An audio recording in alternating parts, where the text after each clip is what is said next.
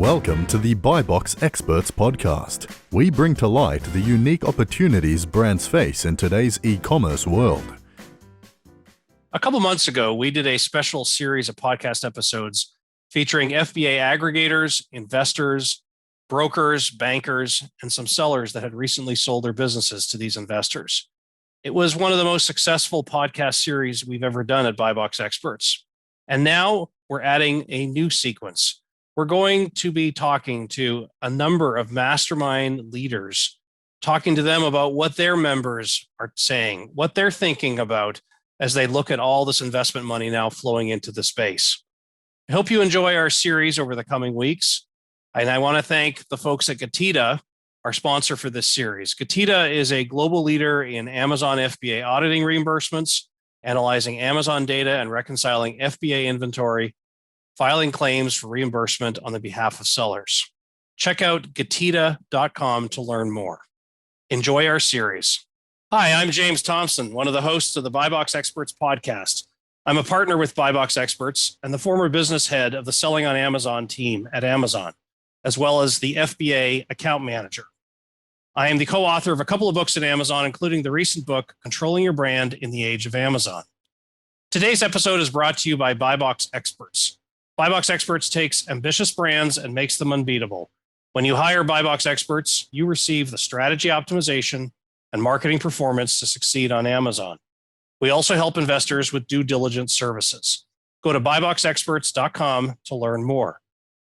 Before I introduce our guest today, I want to send a big shout out to the team at Getida, a global leader in Amazon FBA auditing and reimbursements. Getida analyzes your Amazon data, reconciles your FBA inventory, and files claims for reimbursements on your behalf. To learn more, check out getida.com. Our guest today is Steve Simonson, founder of the Catalyst 88 Mastermind group of large private label sellers that leverage the Amazon channel. Steve is also the co-founder of Product Savants, an organization that helps private label sellers identify and source the best products for Amazon sales. Steve is managing director of Simo Global, a consultation practice comprised of experienced internet, marketing, and operational executives that have partnered up to help other companies reach their goals. Steve runs awesomers.com, a podcast that shares entrepreneurs' insights on how to be successful while streamlining. Steve, welcome, and thank you for joining us today on the BuyBox Experts podcast. Hey, James, certainly a pleasure to be here. And in my spare time, I also will braid hair. So anybody who needs hair braiding, hit me up on the DMs. That's what they call them. That's what the kids say. For all of the folks that have not gotten a haircut in the last year, there may be some hair to braid. So yeah, I'm glad for demand. Let me start by asking you, Steve, with Catalyst 88, your mastermind of private label sellers leveraging the Amazon channel, I'd love to hear more about your group and how it differentiates itself from other masterminds of Amazon sellers. Yeah, so the interesting thing is, we started out back in 2016 or 2017, kind of just a group of us that had been to other masterminds, and there was generally a call for how do we do it just a little bit differently? How can we take a different tact? And that difference was, instead of just sitting there only talking about tactics and hacks, which is kind of that's what I call the sugary treat of a mastermind. But the vegetables, that's the part that I like to bring. And the vegetables are the least enjoyable part, but that's actually what it takes to run a business. So we like to say that we mix in kind of the full concepts of running a business, and we start with strategy, we move to systems, and then we talk about how you scale from there. The difference being, instead of us just being kind of a hackathon kind of couple days, we really do try to get into how you run a business, how you build something that's substantial. When I was initially working on the FBA team, helping brands get into FBA, I remember thinking to myself, Amazon's made it so easy for sellers to try their hand at selling stuff. And yet the conversations I was having with so many of these sellers, I realized that they actually need their hands held to do the really basic stuff.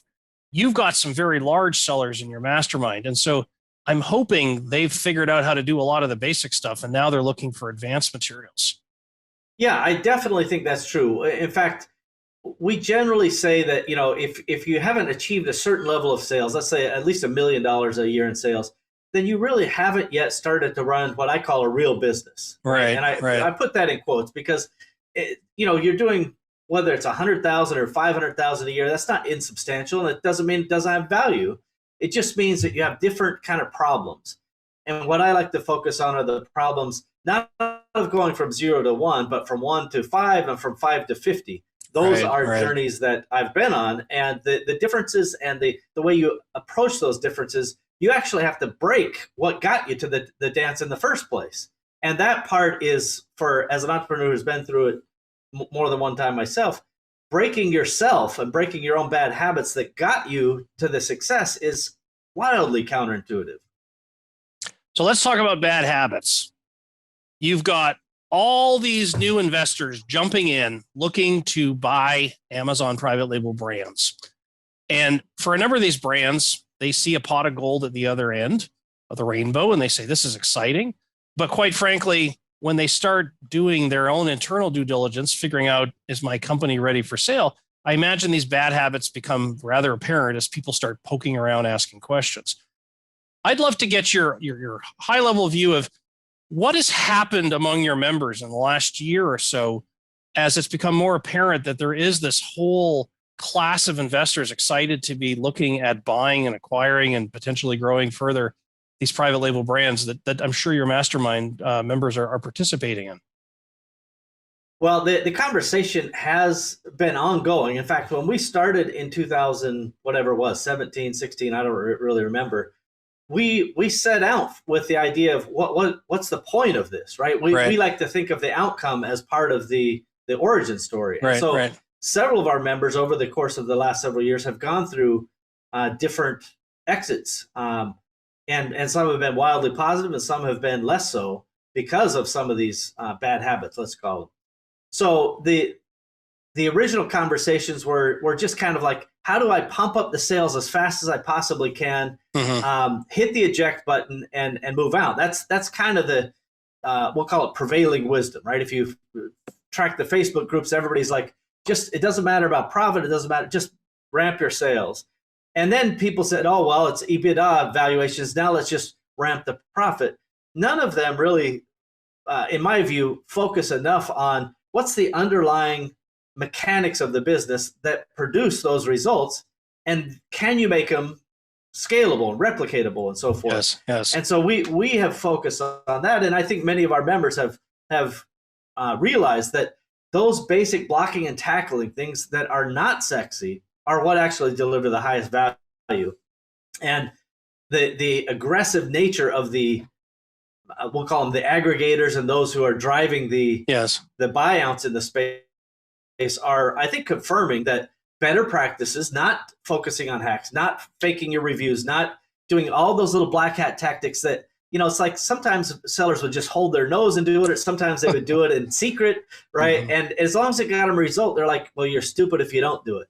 Mm-hmm. And I say you're stupid if you do it, because eventually you'll be caught, whether it's by a seller or a buyer that thinks of it in due diligence or finds it later, or Amazon that shuts you down and you lose the whole thing. Our firm's been doing a bunch of due diligence for some of these investors. And when we look at these companies and you start asking some of the hard questions around, how did you go from 100 pieces of product or 100 pieces of seller feedback to, 1,000 in 2 months? How'd you do that?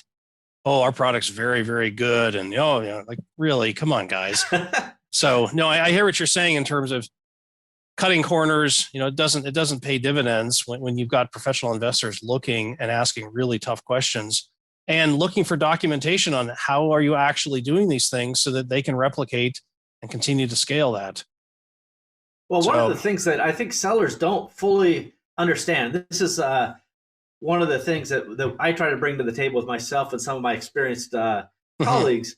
We've been through deals, right? We've done over $100 million worth of deals on our own paper, right? Yes, buying and selling on our own stuff. And so we know what to look for. We also know that when we're selling, we make things called reps and warranties, right? Representations and warranties. So the sellers, I think, again, they see the FOMO on the Instagram and other things. I just sold. I got $1 million. I got $500,000. Or I got 10 million. Whatever it is. And they're like, all I got to do is get somebody to sign and wire me the money, right? If I can fake my way through the whole thing, I'll be fine. And the reality is, a year later, 2 years later, those reps and warranties can be called back. And in many cases, there's personal pull through, right? A lot of people think, oh, it's just an LLC, I'm protected. But reps and warranties can have personal liability, essentially. And that's a part where it makes it absolutely ineffective and unreasonable to take any of these shortcuts, because they will come back on you, and it can be painful. So let me get your take on, why do you think all of this activity recently has started around investing in private label brands, when private label brands have been around for 20 years on Amazon? What's happened to make things exciting in the last year and a half? And I'm actually talking pre-COVID. There was already things starting to heat up. What's your take on this? Well, for sure. So back again around 2015, I pitched a VC firm that I've done some stuff with, and I'm like, hey, you know what you got to do? You got to come in and let's grab these things up for 2, 3, 4 times EBITDA that are growing, that have the right trend lines, that have a good moat, right? Which is typically reviews and longevity and so forth. And the instant that we do it, it's already 15x, 20x earnings, because if you do a kind of a mezzanine or middle play and then go IPO, you're going to go out at 20 to 50 times EBITDA. And so it's a classic arbitrage move. They're just doing it with businesses instead of products. And I've actually seen this in a number of different industries. I'm surprised it took this long to achieve its level, but in every industry, consolidation is inevitable. And this industry is seizing that consolidation now. So what happens in the next 2 years as more investors come in, as sellers become ever apparent that, yes, an exit needs to be part of my business strategy? What do you think is going to happen to a lot of these larger sellers that you interact with? Well, it's interesting. I see 3 kind of vectors that people are taking. One vector is, hey, I'm doing okay and I love what I'm doing. I'm going to actually aggregate some of these little fellas myself and try to grow it to make my EBITDA out, right? Because what people don't realize is, below $1 million EBITDA is, let's just call it valuation X. Yes. And from 1 to 5 is valuation Y, and 5 to 10 is Z, and then it's Z squared as you go higher and higher. Right. And so as you move up the food chain, you get a little bit more of the taste of the end game. And so that one vector is, hey, maybe I'll do a little of this part-time aggregation myself if they feel like they have the systems and the structure to do it. The other vector that people are taking is they say, yeah, I'm getting out as soon as is practicable, right? And they look at their financials, they look at their operating conditions, maybe they look at their own stresses of capital, and they say, yeah, I'm going to go out, and so they exit. But the third thing, and maybe it's a subset of these, half of these investment companies will fail. Mm-hmm. Half of them will fail. I think more than half, if you want to know the truth. But I'm saying it right now. At the same time, Walmart bought Jet. I said, there's no way that's going to last. There's no way that's going to work. And this is, I'm just going to say it publicly. There are some great investors and operators, and most of them are not great. It doesn't mean they're not great investors. It just means they're not great operators. And running these businesses is not easy. I've watched a Berkshire Hathaway, company get rolled up, and they failed on that because operationally it was difficult. So I've seen this in a number of industries. And this, again, the subset of that failure is, for some, it gets harder to compete. And that means, independence, it will be harder and harder for them to compete. And then for the reality is, if you are going to stay independent, you're going to have some sort of affiliation or association, because otherwise you're going to get left behind. So let's talk about some of the types of conversations that are evolving among your mastermind members. Talk to me first about high level. What are some of the new questions that are being asked that a year, 2 years ago, you were not typically having to deal with? Well, certainly the pace of the questions has increased. we have, I think, happily seen some of these trends coming. And so one of the things that our members have increased the pace of conversation is what's the proper exit methodology?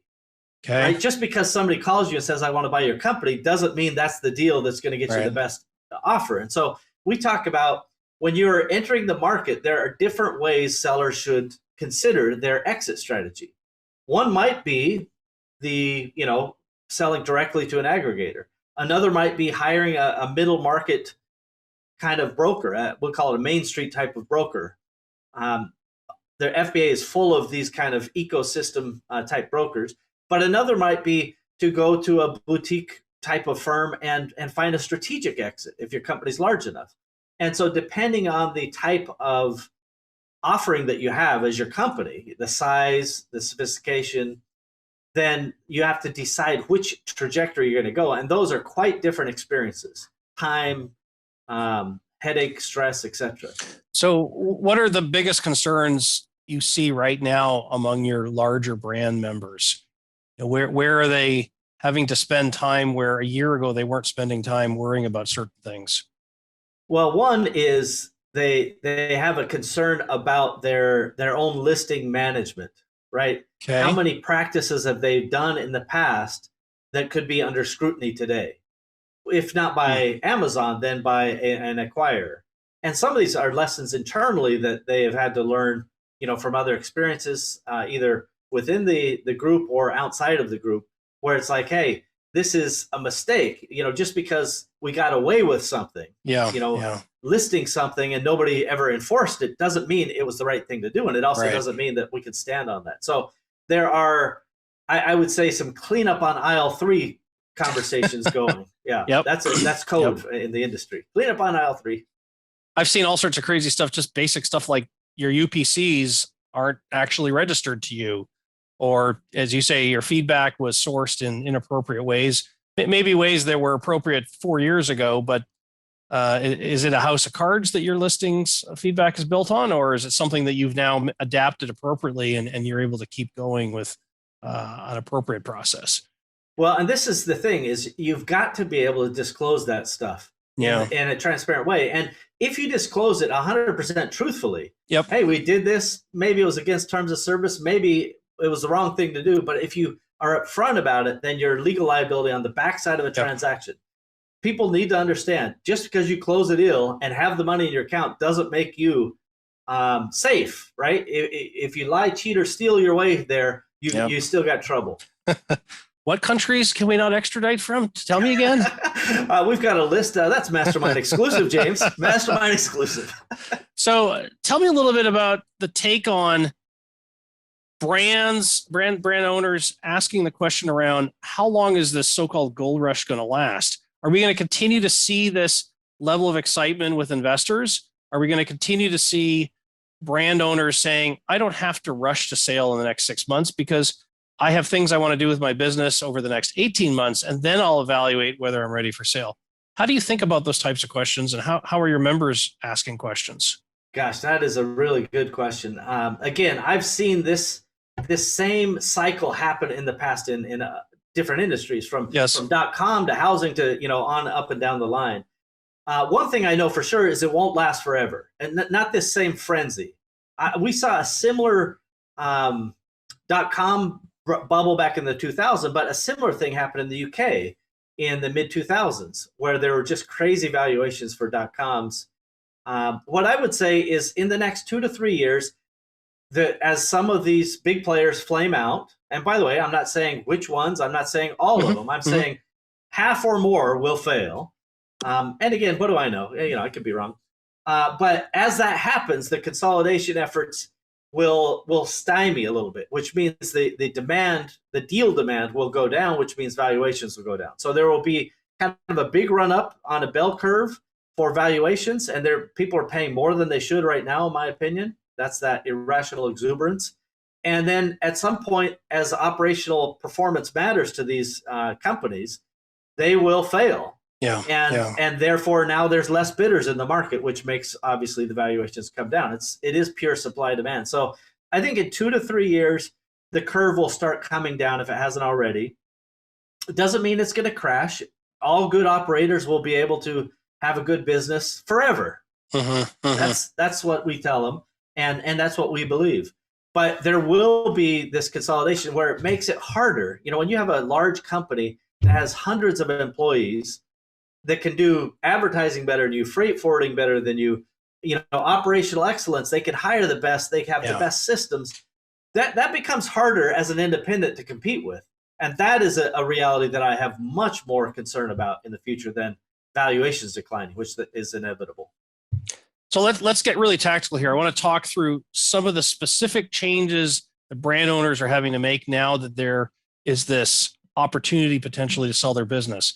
Take me through what you're seeing around operating procedures, including just documenting operating procedures. What are you seeing around how the sellers are thinking about the whole process of standardizing and documenting operating procedures? Well, everybody thinks about it. A lot of people talk about it. Very few actually do anything about it because they don't even have a system for systems, right? And that's fundamentally what's missing. So, in our conversations, we talk about things like, where are you going to put your SOPs? Where do they live? And then are they actually being used? Do you have workflows that measure and track these things? And most of the time they're like, well, we made this, wiki page, or we made this Word document with a bunch of chapters. And it's like, having something that gathers dust is not an operational form of excellence. So we first focus on kind of what are the operational pieces of the puzzle that need to be dealt with. And that includes personnel, it includes supply chain, it includes, kind of Amazon listing management and things like that. And obviously there may be other things, but those are the three focus areas. And then the next one is financials. How are you tracking and reporting this stuff? And is there a way to make that stuff work together? We're big believers, and I have always said this publicly, that my secret going from 5 to 50 million and beyond, past 100 million, more than one time, is that we use ERP systems. We use enterprise resource planning systems, which, by the way, every single one of the aggregators uses. Yep. Right, but all of the small guys came up with, basically Scotch tape and maybe QuickBooks thrown in there. Sure. And they think that that's enough. And that enough is the wrong word. Is it sufficient to get a deal done and exit with some level of equity? Yes, it probably is.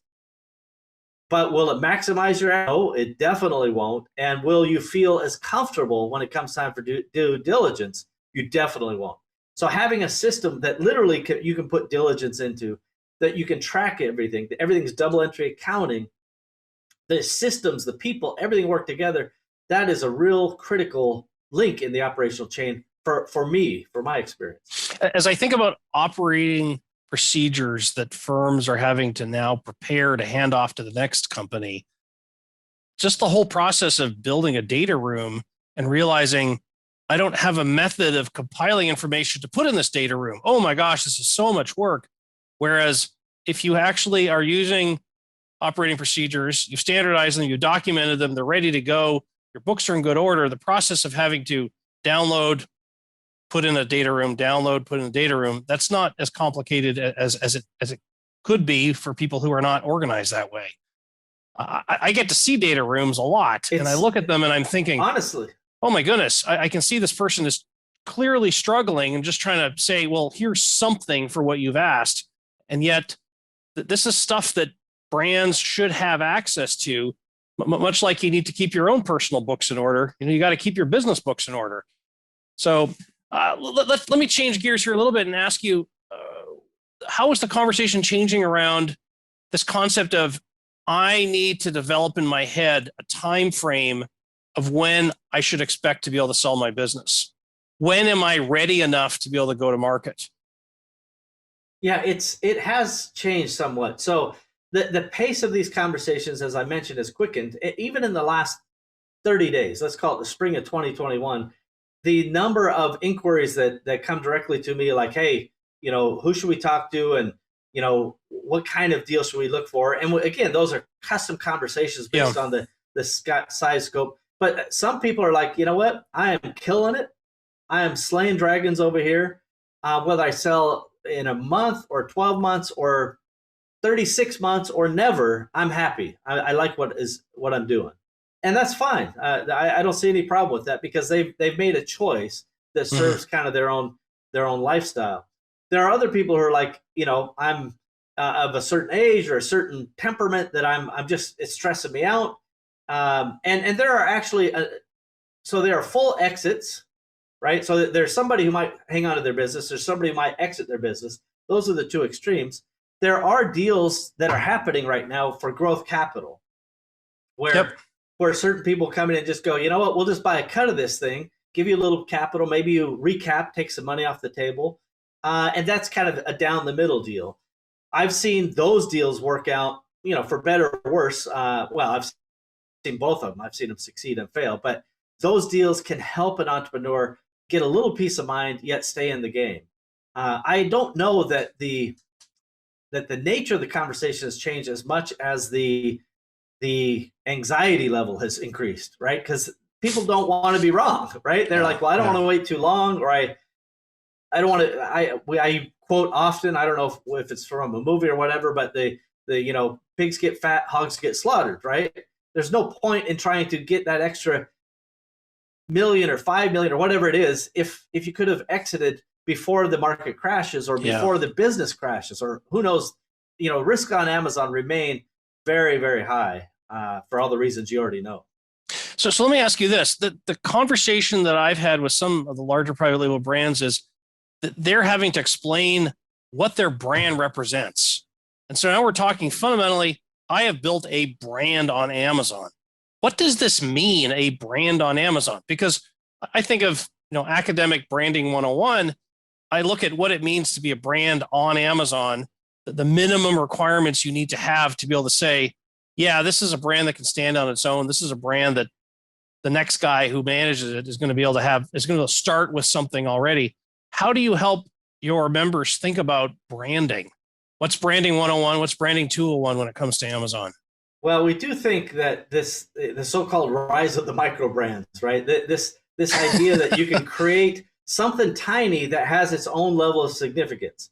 But I tell people regularly that there is no, Coca-Cola being created here, right? This is not the next Nike.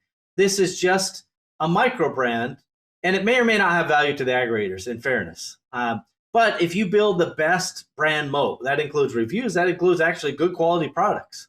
Right? Very few people skip some of those steps, like actually making something that's noteworthy, so people do talk about it.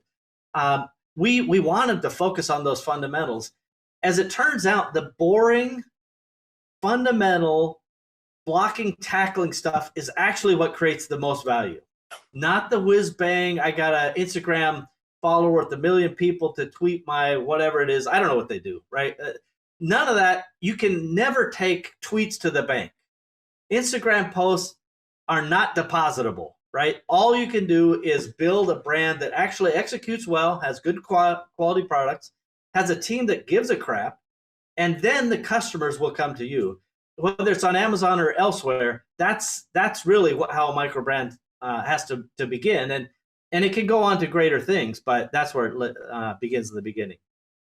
So I'm a private label seller. I think I've got my act together. I'm ready to go to market. I've got a lot of choices in front of me. I can go direct to an aggregator. I can go to a broker. I can go to an iBanker. How do you help your members think through these types of questions when there's obviously major trade-offs with each option? So we look at it pretty agnostically. Like our vision is so that entrepreneurs have the best possible outcomes, right? And so we don't have an equity in the game, so we're pretty agnostic when it comes to our opinion. And the opinion essentially is if you're below 1 million and it's operationally good business, then go to some sort of middle market type of broker. These tend to be FBA type specialists, and they trade in a narrow world of FBA types of transactions. If it's poorly run and it's below 1 million, then just bump it out to whoever will give you the most money, right? And that could be an aggregator, it could be a broker. Yeah. But I would start in that case with aggregators because they're fast exits, low paperwork, fast exits, no headaches. Yep. brokers, more kind of upfront work, but if the deal is sufficient. But we tend to go to specialty, non-FBA centric boutique firms if it's above $1 million EBITDA, especially if it's above 10 or 20 EBITDA, because and 10 or 20 million EBITDA. Right. Because then we think a strategic exit is a better viable prospect to at least have as a driver of the market bidding. You can create a market for your business in the same way you create an auction for something else if you have enough bidders. And the only thing other bidders need are other bidders, right? If you have one single bidder, you're only worth what that guy's willing to pay, or gal. But if you have multiples, then you start to look at the merits of each offer. And we see some boutique offers that are going to, let's just say they will blow the lid off of the typical FBA valuations. Many of these aggregators, if you've raised $150 million, it sounds like a lot of money, but if you're looking to buy a company that's got 20 million EBITDA, a 6-7 multiple on that, that's all the money you've raised. So you're going to have to find a different class of investor to make an exit if you're in fact that big a brand. And some of the big brands, the biggest brands like that I've talked to, they want to be able to take the money off the table and walk away in 90 days. But these are big, sophisticated operations. These are not going to be, a baton handoff. Goodbye, have a nice life. How do you think about this whole concept of what to expect as part of the transition? How long do I have to stick around? I got my money, but I don't really want to have to coach the new owner. Well, again, part of that math goes in the front end, right? If they say to themselves that they don't want to have a big hand-holding period and they want a fast close and simplicity, there are pieces of this pie or graph that you have to chart out. Because if they're really heavy into that, then you have to move towards those sophisticated aggregators who are just in and out, nobody gets hurt. But you get a lower valuation without question. Whereas if you move, by the way, we should focus on the deal elements, because the deal elements for some of these things will be vastly different.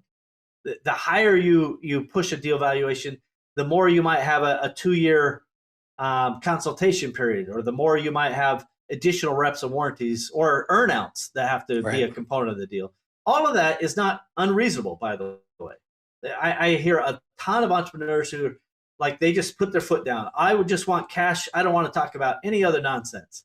And then I tell them a story of a buddy of mine who's like, well, I got, one of our friends in UK, they took money off the table at closing that was above their original expectations. And they had deal, still money in the deal. And when the guy almost kind of forgot about the company, and his 2-year went away, and 4 years later, he gets a call. Hey, where should we wire your money? And he's like, oh, what happened? You guys sold? It's like, yeah, we sold. And he got twice as much on the backside of that transaction as he got on the front end. So there are lots of, now I could tell you other horror stories where they got nothing and, there was a clawback on the original payout. The point being that how you structure the deal will have a big impact potentially on valuation and your own sanity. So the more plain vanilla, the lower the valuation. The faster, the lower the valuation. Yep. But the more, let's say, interesting the deal becomes, maybe the stress goes up, maybe there's more at risk, but the upside also follows that. Let's talk about, for your members who have successfully sold their businesses, what kinds of learnings have come back to your mastermind group where they've been able to build on the shoulders of others? Well, one is that, kind of confirming some of our prior bias, right? One of the things is there's a couple of these, let's say, FBA-centric firms that I don't think are seller friendly, right? Okay. And so we don't discuss it publicly, but there are definitely some firms in the FBA space that are, well, they're just deal cookers. They just want the next deal, cross the finish line, connect the commission. They don't care about the seller, where my only care is about the seller. I want that seller to have the best outcome they possibly can. So that some of those learnings have come down that, hey, not all these people are good people. And so you really have to be careful of that, because if they're just a transaction watcher and just trying to collect their commission, they're off the hook downstream, right? All those reps and warranties are for you, not them. So that's been some learning. Also reinforcing some of those bad behaviors. Anything that was kind of even gray hat can come back on you. And so that's fed back into the group to go, you know what, maybe this isn't worth it. Even if this accelerates my sales by 3x, a year earlier, if it comes back on you, 2 years later, then it doesn't help. So it's that part has, been annoying and troubling, but that's life. So what have you, as a manager of a mastermind, what have you had to do to adjust the way that you deliver value to your members, given there's all this new investment activity? We haven't changed a great deal from that perspective, because we start with that exit in mind, right? I'm a big believer in what do you want, right? What's the point of this? We are not doing this for a social experiment. What do you want? Why are we doing this? And so for our biggest really, change has come from, partially the pandemic, but also the what I call the treadmill of masterminds. So we used to meet quarterly, and it would just be kind of a treadmill of, we're always going.